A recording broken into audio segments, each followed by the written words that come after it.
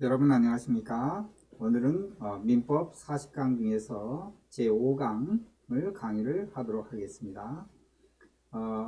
자, 이 5강의 중요한 내용은 중요한 키워드는 비진의 의사 표시와 그 다음에 통정 허위 표시입니다. 이 키워드를 잘 기억을 하셔야 됩니다. 자, 조문으로 본다고 그러면 조문을 한번 보겠습니다. 정문의 민법 107조를 보면 진위 아닌 의사표시라고 해서 의사표시는 표의자가 진위 아님을 알고 한 것이라도 그 효력이 있다. 그러나 상대방이 표의자의 진위 아님을 알았거나 알 수 있었을 경우에는 무효로 한다 했습니다. 여기서 원칙은 유효고 그리고 단서가 있는데 그것은 표의자가 알았거나 알 수 있었을 경우 이걸 악의 또는 과실이라고 합니다. 과실이 있거나 악의가 있으면 그때는 무효로 합니다. 그렇지만 자 무효는 선의의 제3자에게 대항하지 못합니다. 자 이걸 이제 기억을 하셔야 되고요. 그 다음에 108조는 통정허위 표시인데요. 통정허위 표시는 상대방과 통정한 허위의 의사표시는 무효로 합니다. 자, 이때 무효는 선의의 제3자에게 대항하지 못한다. 비진의 표시도 선의의 제3자에게 대항하지 못한다고 했죠. 그렇지만 그 경우가 비진의 표시와 통정허위 표시에 뭔가 차이가 있으니까 그건 좀 이따 설명을 하도록 하겠습니다.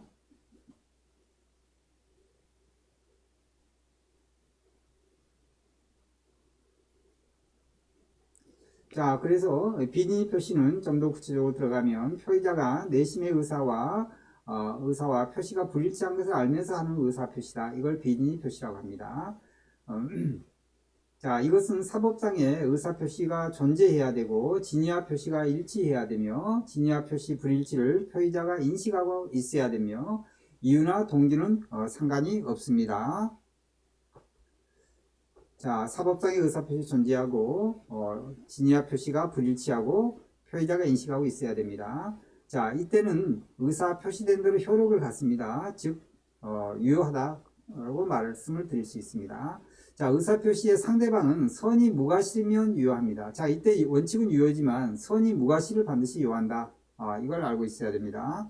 선이 무과실일 때 유효한 겁니다. 그렇지만 만약에 선이 무과실이 아니고 악이나 아까 과실이 있었을 때는 그건 무효가 되는 겁니다. 자, 상대방이 선이 무과실일 때는 제3자인 경우에는 선악 불문하고 보호를 한다. 자, 이 경우를 한번 설명을 하겠습니다. A와 B 사이에 비진의 표시를 했습니다. 이때 B는 A가 비진의 표시다. 진짜 자기의 의사가 표시하고 있는 의사하고 달리 의사 표시를 했다. 이게 비진의 표시인데요. B가 이걸 알았다.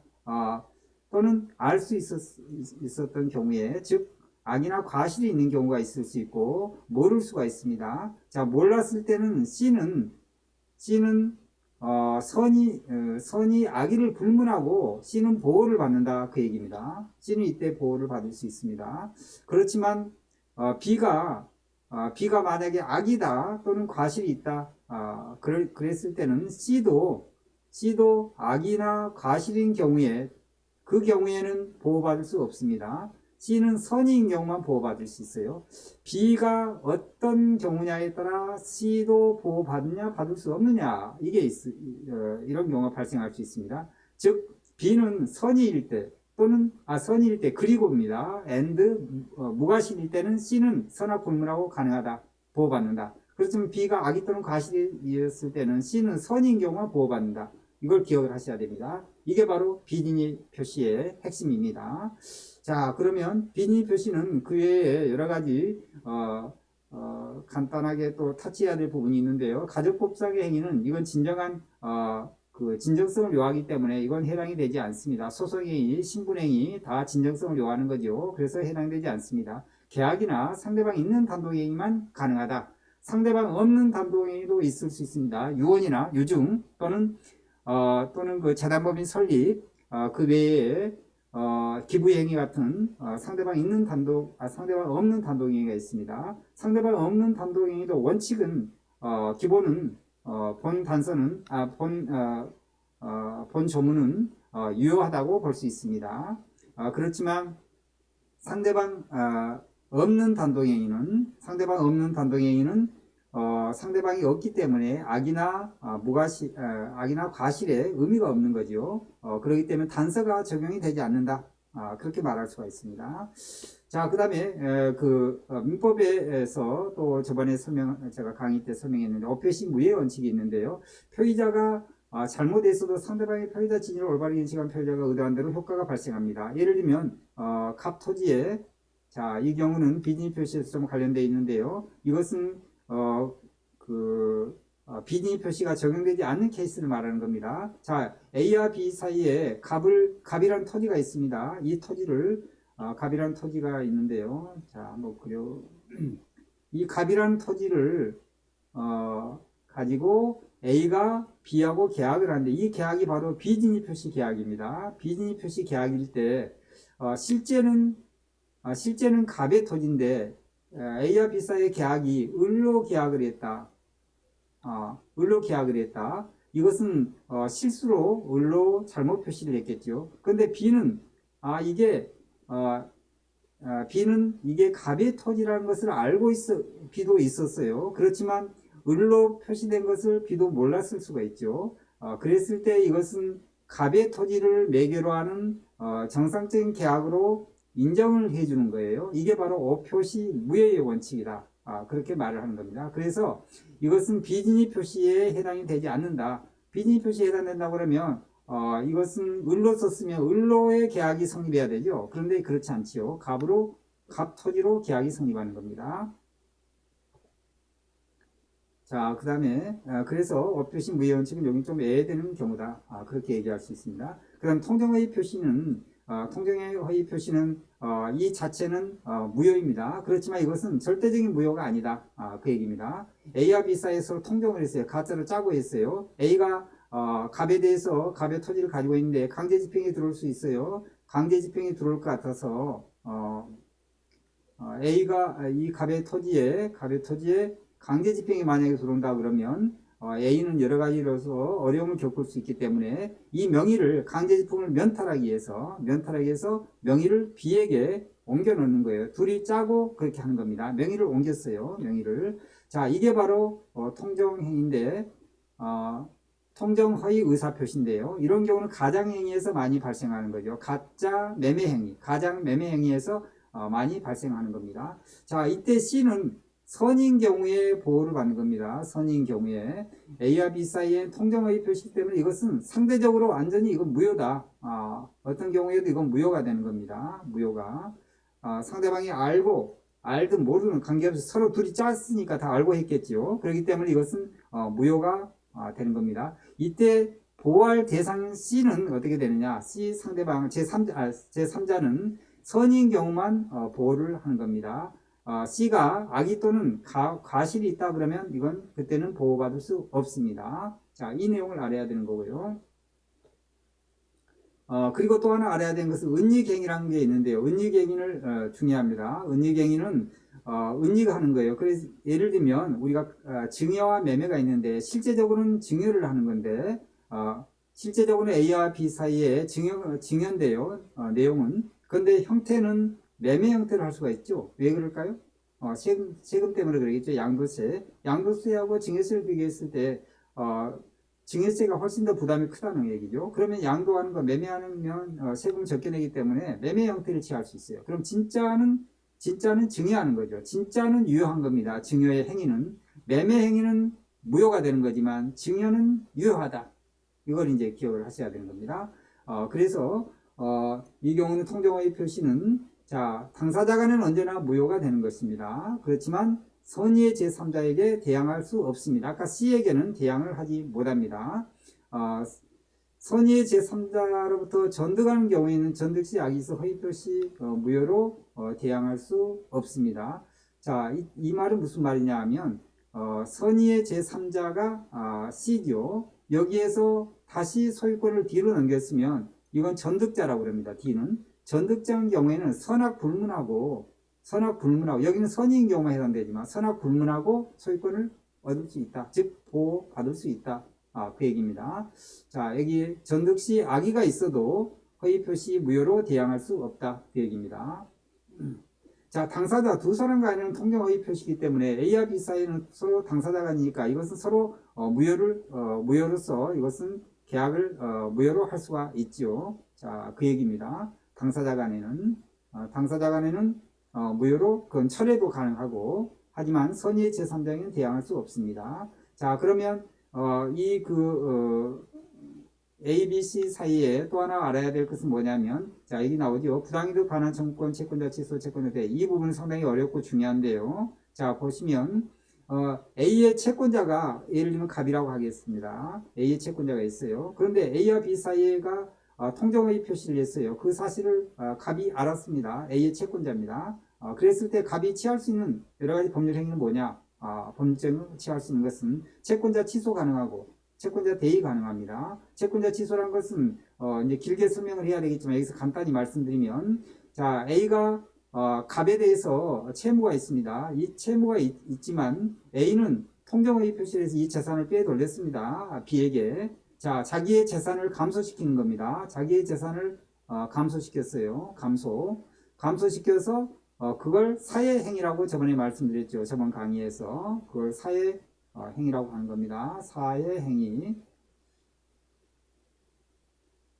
사회행위를 취소하는 겁니다. 그런데 갑은 직접 B를 상대로 해서 취소를 말소 청구권 행사를 하는 겁니다. 직접 할 수가 있어요. 자, 그러면 이 소유권을 그게 법원에서 인정이 된다. 반드시 법원에서 해야 되는데요. 인정이 되면 다시 소유권이 A한테 옵니다. 그러면 다시 재산을 확보했기 때문에 갑은 이 권리를 압류도 할 수 있고 여러 가지 강제 집행도 할 수 있는 그런 상황이 될 수가 있습니다. 자, 이것을 바로 채권자 취소인데 이걸 할 수가 있다.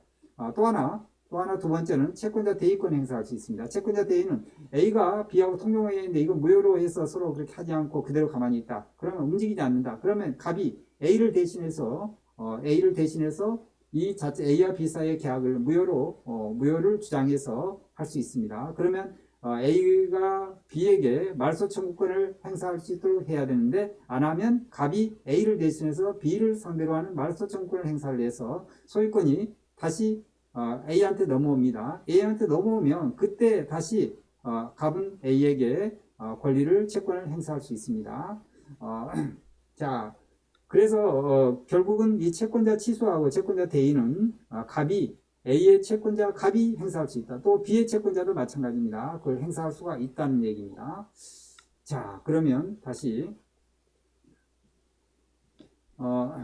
은닉행위로 다시 돌아가면요. 은닉행위는 증여와 매매인 경우에 해당이 되는 건데요. 자, A와 B 사이에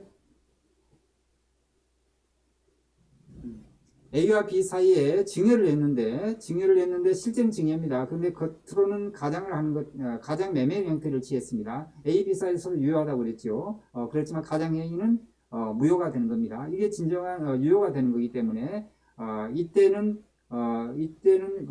이 A와 B 사이 유효가 되기 때문에 C도 보호받을 수 있습니다. 자, 여기 들어가 보시면 가장행위인데 은닉행위가 유효하면 제3자는 선악불문하고 이때는 C는 선의가 됐든 악의가 됐든 관계없이 선악불문하고 보호받습니다. 왜냐하면 증여가 유효하기 때문에 소유권 넘어올 수 있죠.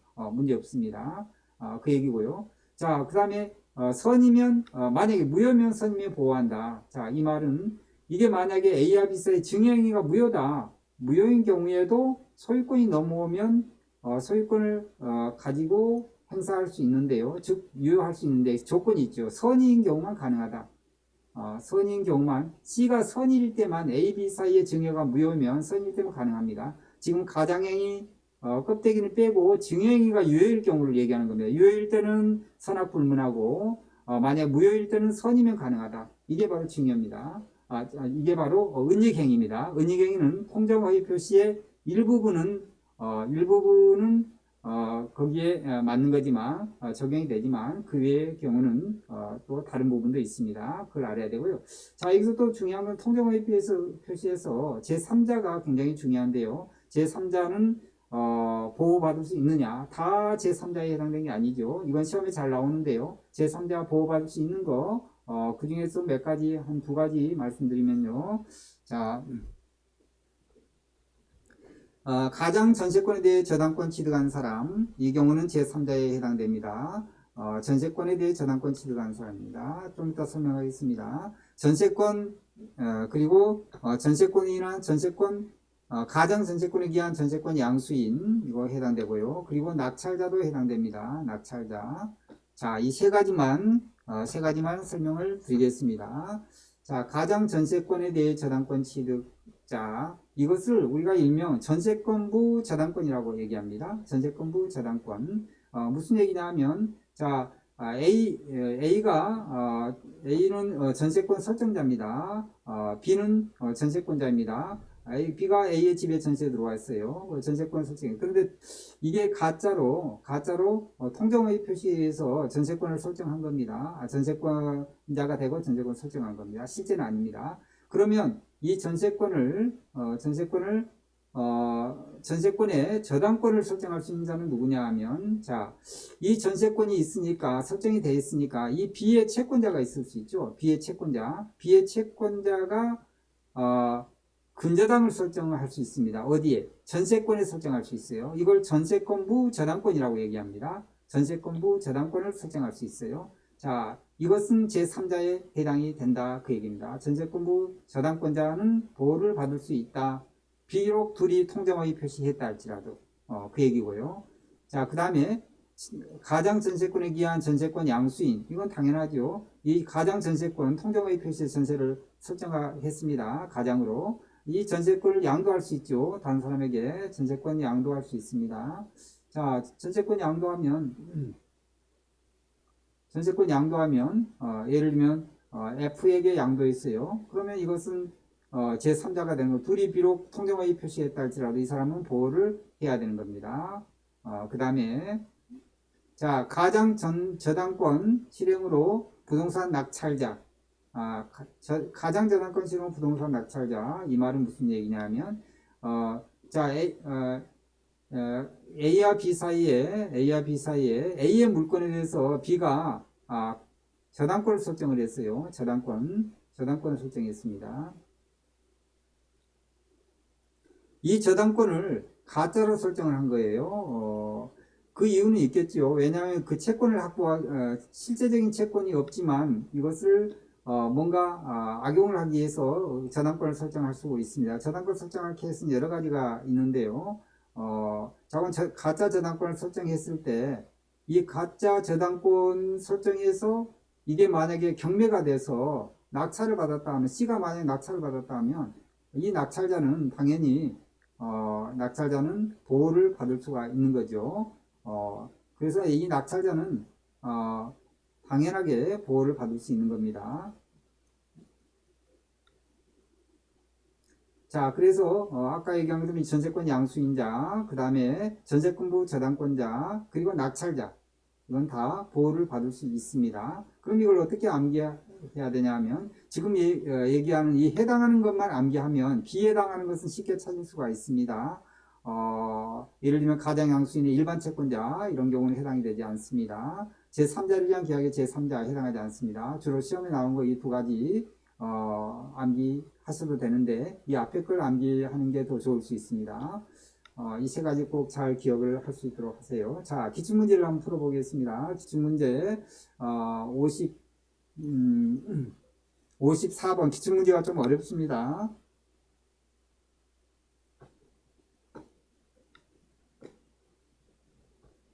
자, 문제를 좀 크게 해서 보겠습니다. 기출문제 54번을 풀어보겠습니다. 54번 갑은 자기 소유의 아파트에 대해 채권자에 의해 강제적인 렌탈을 목적 의가 통정을 을은 이 사정을 모르는 병을 선이라고 그럽니다. 선의의 병입니다.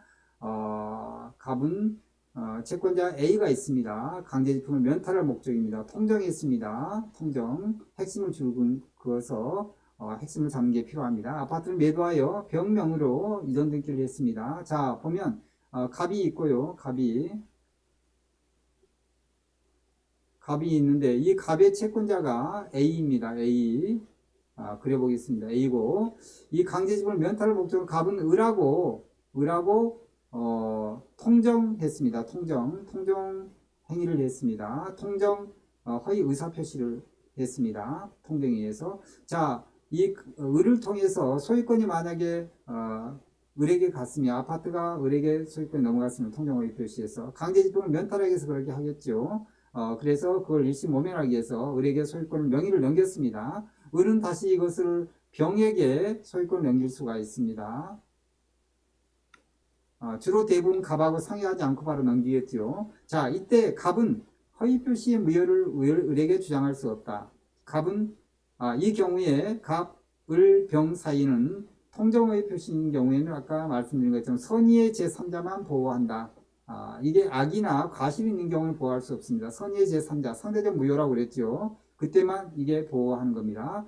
그리고 두 사람은 상대적 무효고 이때 선의의 제3자는 보호합니다. 그래서 갑은 허위 표시의 무효를 가지고 병에게 주장할 수 없다. 맞는 말입니다. 주장할 수 없습니다. 을은 병에 대하여 원인행위 무효를 이룬 말소등기를 청구할 수 없다. 을은 당연히 이게 무효지만 이게 선의의 제3자를 보호해야 되니까 여기에 대해서 말소 청구를 못합니다. 즉 무효를 주장할 수 없습니다. 갑도 마찬가지, 을도 마찬가지. 자, 이것은 청구할 수 없습니다. 병이 취득한 아파트는 A에 의한 강제집행의 대상이 될 수 있느냐? A는 아까 말씀드린 것처럼 채권자 취소를 할 수 있고 채권자 대의를 할 수 있습니다. 그렇지만 이게 갑, 을 사이에 이게 갑, 을에게 넘어갔을 때는 그렇게 할 수 있지만 A의 입장에서는 이게 전득자가 되기 때문에 A는 직접 병에게 직접 강제집행을 할 수는 없습니다. 직접 할 수는 없어요. 자, 그래서 이 경우는 맞는 말입니다. 맞는 말이에요. 자, 다만 A는 채권자 취소하고 채권자 대의권을 행사할 수는 있습니다. 그렇지만 이 병은 선의의 제3자이기 때문에 보호를 해야 됩니다. 그래서 병에게는 직접 터치할 수 없다. 그 얘기입니다.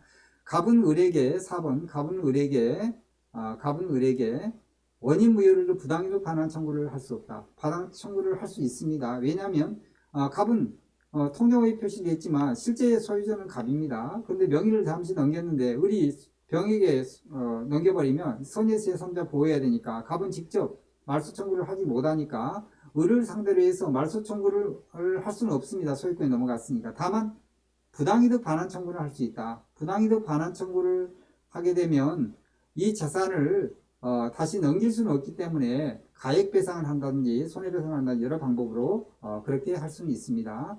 그래서 갑은 을에게 원인무효 반환, 부당이득 반환 청구할 수 없다가 아니라 청구할 수 있습니다. 4번이 정답이에요. 갑을 을 사이에 허위표시의 갑소유 가등기 올리는 허위표시 제3대로 볼 수 없다. 자, 이 말은 무슨 말이냐 하면 갑이 통정허위표시 하기 전에 가등기 하는 사람이 있을 수 있어요.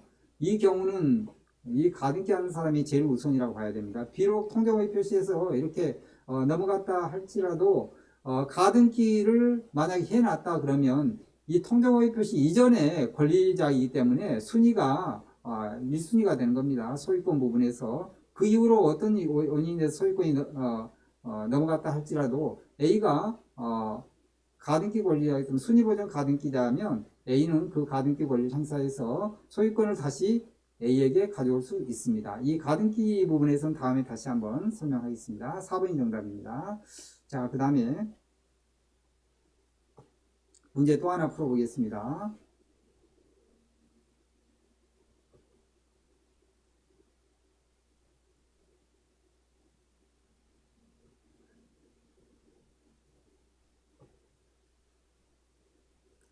자, 이번에는 이제 50번 문제인데요. 50번. 50번입니다. 49번입니다. 자, 49번도 좀 어려운 문제인데요. 은닉행위라는 겁니다. 자, 여기 보시면 49번. 갑은 을에게 자신의 투지를 증여하기로 합의하였다. 그러나 세금 문제를 염려하여 각각 을이 마치 매도하는 것처럼 계약서품에 이전넣기를 하였다. 그 뒤에 을은 병에게 토지를 매도하고 이전넣기를 마쳐 다음 선을 치는 것은, 자, 이게 바로 은닉행위입니다. 자, 여기에 다시 한번 이제 그림을 그려보면 갑이 있고 갑이 있습니다. 그리고 을이 있어요. 을이. 그리고 병이 있습니다. 병. 갑하고 을 병 사이인데요. 갑은 을에게 자신의 토지를 증여, 갑은 을에게 실제는 증여하는 건데 세금 때문에 증여세가 더 많이 나온다는 얘기죠. 양도세보다. 그래서 양도세가 적은 매매행위의 가짜 행위를 통정의 표시를 한 거예요. 둘 사이에 통정의 표시를 했습니다. 그랬을 때 아까 설명한 것처럼 갑과 을 사이에는 계약은 증여로 인해서는 계약이 유효하고 매매 부분은 이건 계약이 무효다 그 얘기입니다. 자, 증여 부분일 때는 병은 선악 불문하고 이게 이 증여가 유효한 것이기 때문에 유효한 거니까 선악 불문하고 이때 병은 보호를 받는다 그 얘기입니다. 자, 갑과 을 사이에 증여계약은 유효이지만 매매계약은 무효이다. 맞는 말이죠. 을명의의 등기는 효력이 있습니다. 을명의의 등기는 증여상으로 유효하기 때문에 증여가 아니다 그러면 통정할 때는 무효지만 증여니까 유효합니다. 맞습니다. 갑은 아기의 병을 상대로 금명의 등기 말소를 청구할 수 없습니다. 갑은 병을 상대로 살 수 없죠. 왜냐하면 갑과 을 사이의 증여계약은 유효하기 때문에 선악 불문하고 보호받을 수 있는 거죠. 병이. 다시 한번 이 부분을 설명하면 A와 B 사이의 증여를 냈어요. C는 A, B 사이의 증여가 유효하기 때문에 선악 불문하고 이건 보호를 받을 수 있다. 그 얘기입니다. 자, 그래서 3번도 맞는 얘기고요. 4번은 갑은 을을 대해 아기의 병을 상대로 등기 말소를 청구할 수 있다. 갑은 을을 대의해서 즉 채권자 대의권 행사해서 병을 상대로 해서 말소를 청구할 수 있다. 없습니다. 왜냐하면 갑이 을을 대의해서 하는 거나 을이 직접 하는 거 똑같은데 결국 을이 병에게 할 수는 없죠. 왜냐하면 증여계약이 유효하기 때문에 증여는 유효하니까 선악 불문하고 보호하잖아요. 그렇기 때문에 이것도 갑이 채권자 대의권도 행사할 수 없습니다. 자, 그래서 4번이 정답입니다.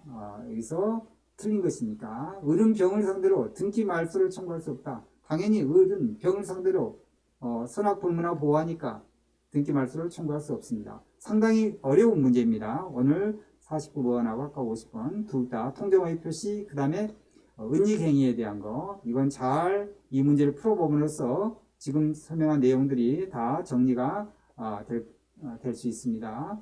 이 내용도 정리가 될 수 있고요. 그 다음에 통정의 표시, 비린이 표시 이 민법에서 상당히 중요하고 어려운 부분이니까 잘 이해를 하셔야 됩니다. 자, 구독과 좋아요 부탁하고요. 여러분의 성원이 있으면 1차는 95강, 2차 80강을 꾸준히 올리도록 하겠습니다. 오늘 강의는 상당히 어렵고 중요한 부분이었습니다. 잘 이해하시고 여러분 반복을 해서 여러분의 실력으로 이것을 잘 차곡차곡 쌓아 나갔으면 좋겠습니다. 감사합니다.